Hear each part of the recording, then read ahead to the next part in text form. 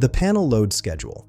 Interactive calculator helps engineers analyze electrical panel loading and phase balance for commercial and industrial installations. First, select your calculation mode from the drop-down menu. Options include total panel load and balance, branch circuit sizing, demand load calculation, three-phase balance analysis, panel capacity verification, and voltage drop check. For this demonstration, I'm using total panel load and balance. Now enter your parameters. Number of circuits is 12. Average load per circuit in VA is 1800.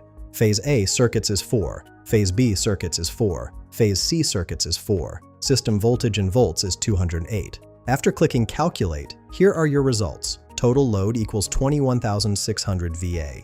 Total current equals 59.96 amps. Phase A load is 7,200 VA at 33.3%. Phase B load is 7,200 VA at 33.3%. Phase C load is 7,200 VA at 33.3%. The balance status shows excellent with a max imbalance of 0.00%. The recommendation states panel is well balanced. No action required. These results confirm equal loading across all three phases, which is ideal for system efficiency and equipment longevity. This calculator streamlines panel schedule verification and load balancing tasks.